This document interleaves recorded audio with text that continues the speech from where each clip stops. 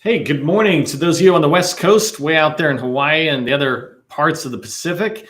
Good afternoon to those of you here on the East Coast where I'm at.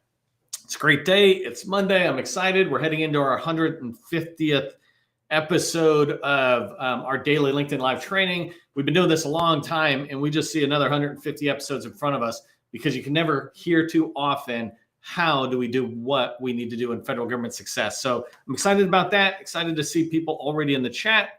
Let me turn off this little scroll bar since we have started. Before we get too far, I did want to, for those of you early, I just want to give a little heads up on something we'll be releasing soon. Just goes with a lot of the lives we've done. So let me share this really quick. Here, no, that's a course. This website here, so this webpage, you know, if you've been here a while, you know that when we talk about doing handouts, we say, hey, let us know if you need a handout. But it became a big lift to us once we started getting, 200, 300, 400 comments in a single training. And so we tried to figure out how can we make it easier. And we're going to put the handouts, and we already have them here, but we're going to release them. But we've got 12 in here. We've got 10 more handouts to put in here. And these are handouts that it's really important for us to be putting out to share with you and others who are coming to take our training. It's really important for us to share this with you. And by putting that page together, it's free. So if you're interested in hearing more about that, if you like the fact that we create handouts when we do these trainings and make them available to you, do me a favor, put handouts rock in the chat. Let's just start off with a good handouts rock into the chat. Today, we're going to talk about how to understand how the federal agency buys. And in this particular perspective, what I'm looking to do is to teach you how you can create action items for yourself, how you can do better capture if you actually understand how the federal agency buys. So I don't want to talk conceptually. I'm going to show you the steps they go through and what I do to align my activities to theirs. And I'll talk more about this, but that's our activity for today. That's what I'm going to teach you. And so if you don't know who I am, my name is Neil McDonald. I am the president of the GovCon Chamber of Commerce. I want to welcome you to my daily LinkedIn Live federal sales training where I teach process and tips, procedures for success in the federal market. I spent 20 years as a small business owner in the federal market. And since 2018, I've been teaching people like you that government contracting, it is not a secret. It's just a process. And when we follow a process, we achieve predictable results. And that's what I want for you is predictable results as you continue to move forward in your company. Before we get started, do me a favor, help the buyers remember who you are. Help me remember who you are. Help the people who are in the community here today along with you remember who you are. Put your company name and your core competency, 2 or 3 words, into the chat. Let us know that you're out there and your company name, what you sell, right? You can never do it too often. I don't care how many of these trainings you've been to, how many other people's trainings you've been to or events you've been to. Always get up to the front of the room and let people know who you are. You can never do it too often. All right, so as we go through, the other thing I wanted to let you know before we dive into the meat of today's training is the community, the chat area.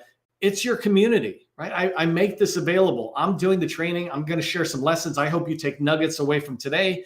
But in the community, chat with the other people in the community. You might find people you can team up with on different opportunities or maybe strategically from an agency level, or even I remember several of you coming together in chat saying, I'm in San Antonio too. Why don't we all connect? This is a great place for you to meet people who can help you move forward.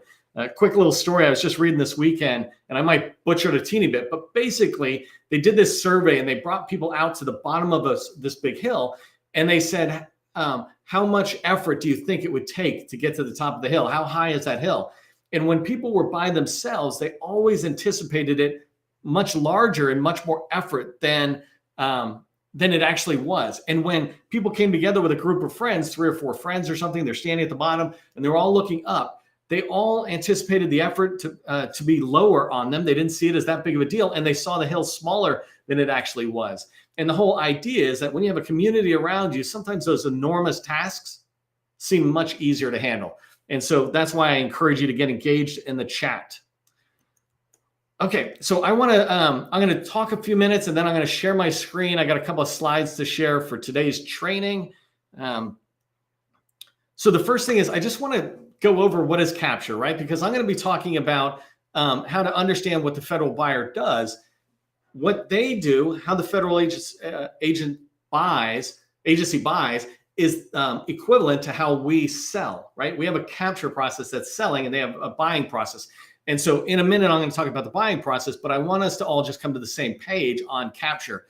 And capture is basically chasing one opportunity, right? Business development is about looking at the agency, understanding the agency, building relationships, identifying opportunities that could go into your pipeline. Capture is about one opportunity and shaping the scope or the technical requirements of that opportunity, what they'll buy. And it's about shaping the acquisition approach, how they'll buy. And as you think about that, everything that I'm going to talk about today is about shaping the opportunity in a way that makes your company more likely to win it. That's capture, right? We want to increase the ability to win it. So if you understand what I'm saying there, and we've kind of level set on what capture is, in the chat, do me a favor and put shape to win. Shape to win in the chat. Okay, so let me share. Let me, I want to make my screen big really quick. Come back to my sharing.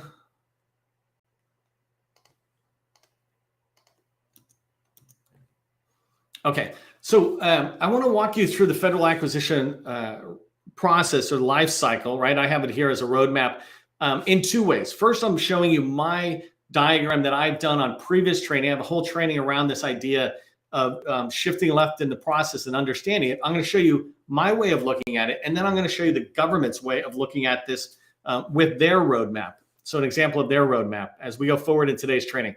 So what I want you to understand here is that today I'm going to talk to you about the formal. See the middle section here? The formal part of the government's acquisition approach. I put it really far down. Simple terms, they do market research. When they're done that, they go into the RFP phase and decide who they want to award it to at the end, right? That's the formal process, basically, in 3 steps. And we're going to dive into that today. So I'm not going to go too far about it. And then on the right-hand side, you see where it says execution, and it's informal. And what I'm pointing out here is the minute a contract is awarded and somebody has it, whether it's you or somebody else, it goes into this execution phase. And from a sales standpoint, that's when the sale begins. It might be a 5-year contract. It's like, great, it's going to come up for recompete in 4 years, maybe even 3 years, and they'll start the life cycle again. I want to be ready for it. And part of the way I'm going to get ready for it is I'll slowly but surely get engaged over the next few years, right? That is for a bigger opportunity. When you're thinking about $25, $100 million, billion-dollar opportunities or something, you would get engaged much earlier. But my point is to just call it informal, right? Because there's no formal part of the life cycle process yet, or the acquisition process yet. But in there, you can be trying to get in and meet the incumbent. You can be trying to meet the contracting officer and the core, some of the program people. You can slowly but surely be going after an opportunity in an informal way while it's in execution. And then if you go all the way to the left, which is my favorite place to play, we call this shifting left, right? Out of the formal part and into the informal phase. And what I mean by this is somebody in a program office has a wild idea. They're like, you know what, we should do this with that or something. I wonder if we can do this with that. And they're just having ideas, right? They're not talking to the contracting officer. They're not trying to look for funding yet. They're just having ideas about what they can do to improve their ability to deliver on the mission. That's what I call the idea phase. And then they go into the requirement exploration. And in the informal phase, this is looking on the internet to see, hey, can I do what I think I can do? There's no point in them moving forward into the formal side of the acquisition approach if their idea doesn't hold weight, right? And so they do their own kind of thinking. What I like, most importantly with the idea phase, is that you want to be there when they have an idea, and you want to be able to capture on that and begin to move forward with it. Or better yet, you want to actually put the idea in their head for them to go, wow, Jane, that's a great idea. Tell me more about what you're thinking. And that's this idea of this box down here that talks about different ways you can begin to influence your buyers to think about your ideas, where they should be going. You are the subject matter expert they need to talk to. When you start talking to them and they know, like, and trust you, you become their trusted advisor. And all of that can happen at this early informal side of the acquisition lifecycle, right? What I call the idea phase. And so if that makes sense, what I'm talking about, being there early in the idea phase and the value of that, do me a favor and just put into the chat, put idea phase. Just put idea phase into the chat. I had to look at my notes there. Put idea phase into the chat. Let me know that you understand it's best if we're there earlier in the process, not just there for when they have an idea, but perhaps even putting the idea in their head. So I shared this because I'm going to talk today mostly about the formal portion. Let me just pop over here to make sure I'm looking at. Do me a favor in the chat. Just let me know you're good to go and you're seeing stuff, because I just had a little technical hiccup and I want to make sure I'm good. Tracking right there. 1 second. Okay, good. So I talked to you about this informal process. Now let's talk about the formal process. Before I show you the roadmap, though, I just want you to understand how the government sees the acquisition lifecycle and all the people who are touching on it. The next two slides, this one and the next one, are from DOD. Department of Defense has put out a lot of information talking about their acquisition workforce and what goes on. The biggest thing to understand is that there are people and activities in all sorts of phases of the acquisition lifecycle. So an example is there's a bunch of people and steps for developing the requirements, understanding what do we need, et cetera. And then there's a bunch of people who are engaged in developing the budget. Do we have the money? If we had the money, how would we spend it? What pools would it come from, or what accounts, et cetera? So developing the requirements, developing the budgets. And then the last one is on execution, right? The people who are managing the contract throughout. You might think about a core as an example, a contract officer representative. They kind of live with the contract the whole time, making sure it's going to the specifics in the award. But these type of people cover these phases: planning, requirements, cost estimating, budgeting, program management, execution, et cetera. The reason I want you to understand that, because as we move forward, these all lead to capture related activities you want to be tracking on. So this next slide goes along with that last one, and it just shows you what DOD is saying their acquisition workforce looks like. This is an older slide table, and so the current number is not 157,000, it's 185,000 people, DOD civilian acquisition workforce, right? It's a huge number of people who are buyers within the Department of Defense, and you can see them broken down. So the actual KOs, there's like 26,000 of them in that space, but program management, maybe you think about that as flat out program management, or cores, who sometimes have that dual duty. All these kind of activities, I don't want to go too far into this, but these people, when you start looking at it, the engineering, right? Those are the people shaping the requirements, thinking about what does the government need in order to support their mission.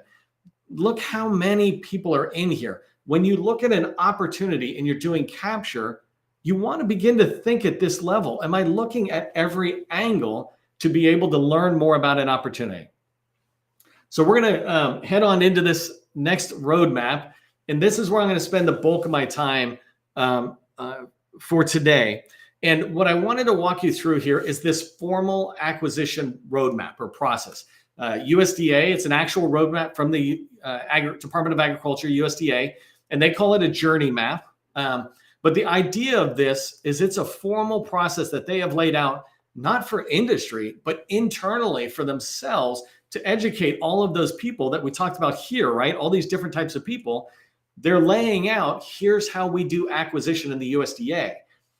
I want you to learn what is this roadmap for your customer, your best opportunity, et cetera. But let me walk through each one of these steps briefly, and then I'm going to come back and talk to you about how you can align this to your capture activities, and how you can align it to your opportunity, understanding where is the opportunity. If somebody says, where is the opportunity in the journey, by understanding the journey, you can tell them. And by understanding the journey, you can start aligning tasks. And that's what I'm going to talk about in the next few minutes. So remember, there's informal and then formal. In the diagram I showed you earlier, the formal is in the center. And at that point, they start forming teams together and saying, hey, we want to go after this piece of work, this requirement. Let's get a team together. Let's start engaging the business stakeholders. Who's going to use this? Who's going to manage it? Who has any kind of stakeholder in here, any use of it or management of it? And so they bring the team together, right? And they're trying to understand, what do we want? You see this all the time. This is part of capture activities, is understanding what are the outcomes they hope to get, right? This is early stage. And so here they're identifying critical information, and that's all internal. And right here, when we turn the corner, market researcher and vendor engagement, this is the RFI phase, maybe even a sources sought phase, but this is when they're reaching out to industry to ask them about their requirements. When it's done right, there is a lot of good industry engagement. And so each opportunity will do this process a little bit more thoroughly than others. But anyways, once they do the market research, then they draft a report saying, hey, this is what we heard from industry, and they'll tell internally stakeholders, here's what's going on. From there, they can begin to draft a PWS and a SOW, right? A statement of objectives. And often what we find is that you're getting a PWS or SOO at the RFI stage, which I kind of think is unfortunate because you're not engaging industry. But as you move forward and you have industry's engagement, you got to draft PWS. Then they look at the independent cost, government cost estimate. This is where they go, how much do we think it's going to cost, right? And that's a magic number, by the way. If you're ever able to find that, you're in a good spot. And then the acquisition strategy formation, acquisition approach brief. This is internal conversations, but all of it is leading to developing the acquisition plan. And this goes back to how will we buy, not what will we buy, right? The draft PWS is what will we buy. The acquisition plan basically is how will we buy it? And then moving into the solicitation, you'll see a couple of these kind of hop over each other, but the solicitation is the RFP that you see in SAM, basically, right? When it comes out in SAM and it's ready for you to bid on, that's what they mean when they say solicitation. So they have to start developing it. And I want to pause for 1 second to just say, all of this aligns to how you do your job if you think about a proposal. When you're writing a proposal in your company, you go back and you start doing capture activities, you're trying to figure out pricing, et cetera. Well, that's what they're doing here. They're developing a solicitation, you're developing a proposal. They're looking at the acquisition plan approach and reviewing it and talking about it internally. You're making decisions on whether you prime or sub because of what they're saying. So all of these align to each other. As you come in here, you've got draft solicitation. This is where the government puts it out. Sometimes they do it 15 days ahead of time. Sometimes they do it a year ahead of time as the opportunity is so big and they're really trying to understand it. But in this draft solicitation phase, there's where most of the scope of work that they want and how they're going to, the criteria they'll choose for choosing it, some of the requirements they have for you on selling. This is where we get a first chance to see what are they thinking. You can still influence at this stage. And so anyways, the pre-solicitation, you come down, they're looking at it. Then they're going to do final solicitation. One of the things I wanted to mention, as you come up here and develop solicitation and final solicitation, right? This right-hand bottom arm here, oops. As I come around there, that's where legal gets engaged. So if you ever find sometimes things are shifting to the right on the government standpoint, the dates keep moving, it's because more people are getting engaged. Legal, finance people, leadership, they're like, oh, what are you thinking? What's going on? And it's no different than the CEO of your company or leadership in your company getting engaged at the last minute in the red team review, if you will. And they're like, what about this? What about that? And in my opinion, I'm like, well, why weren't you there 6 months earlier? But that's a whole nother training. But so think about it along here, right? As you get little delays, it most often happens in these phases.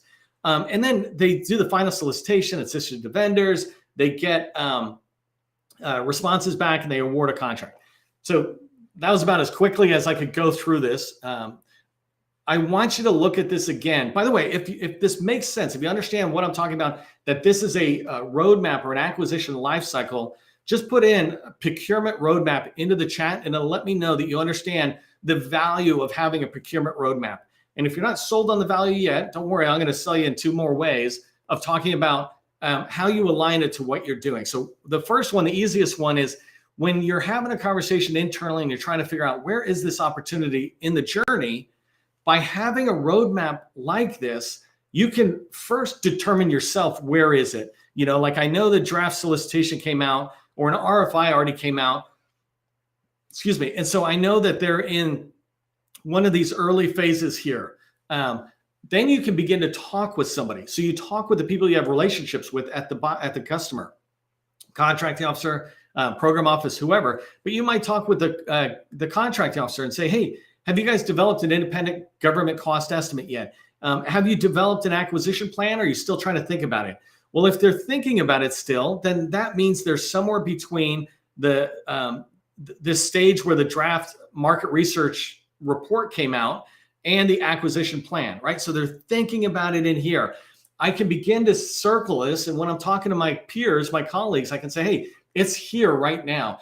Then we can determine what do we do based on the knowledge and knowing where it's at.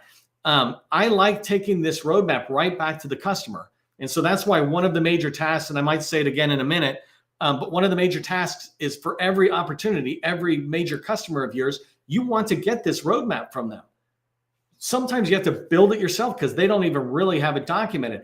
But most times this is documented in some way where they're training each other internally about, hey, what's our process? They have to teach program office personnel how to buy. Those people don't know how to buy. They don't buy on a regular basis. They have 1 or 2 or 10 requirements that might be coming through on any given year, but they're not contracting personnel. They're not acquisition personnel who live and breathe this, who might have it memorized. And so the way they do training is no different, frankly, than how I'm training you. I'd like to teach you the roadmap. Let's talk about it, right? So get into your customer and find out what it is. So the first thing I wanted to show you there was how you can use a roadmap to try to figure out where is it at. If the acquisition plan came out and it's going into the acquisition plan review, well, knowing that will allow you to accept delays more because you'll understand that the government's bouncing back and forth. And if you focus on a single agency, you will begin to understand whether the head of contracting activity or legal or whoever within your customer base, whether they make decisions pretty fast or whether they're slow. USDA, for example, a couple of years back when I was really engaged with them, they were horrible, massive delays. I felt like opportunities would move forward and then leadership would say, hey, what's that? No, that's off the table. And so there was all this change all the time. That's not good for them. And it's certainly not good for you as industry. But by getting to know your customer, you know what the norms are. So you know when it goes into an acquisition plan review within inside of the agency, the customer, then you'll have a general idea of is this a pretty steady process. When you have solid relationships in place, you'll be able to talk with people and ask them about it. Okay, so the next one I wanted to talk about was how do you use a roadmap like this for your capture activities?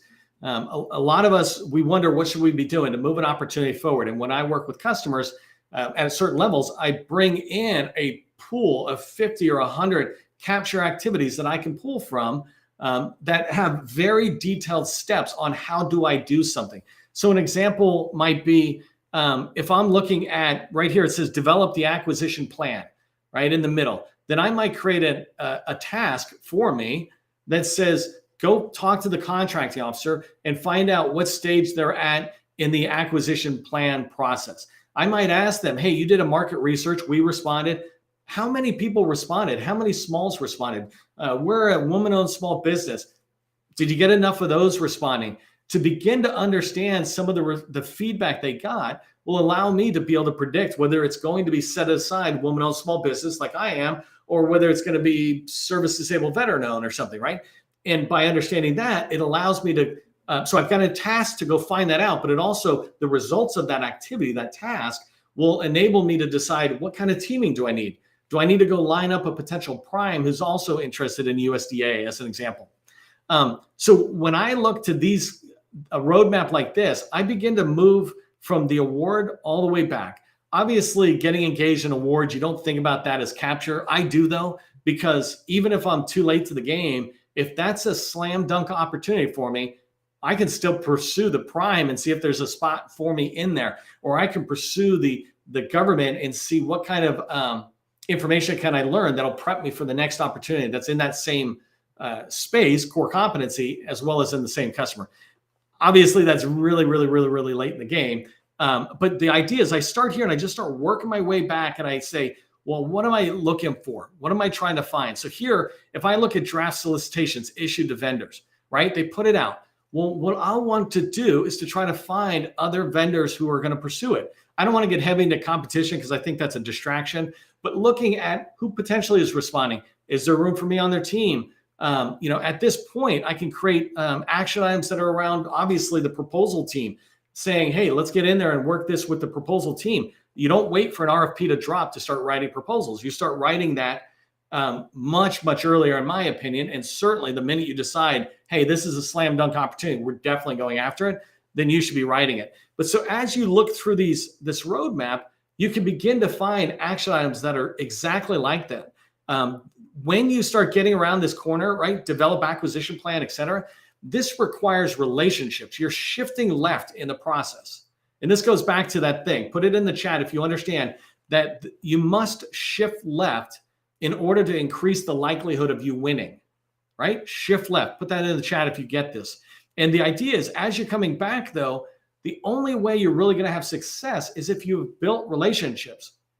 There's a great line about when should I have planted an oak tree? 20 years ago. What's the second best time to plant an oak tree? Today.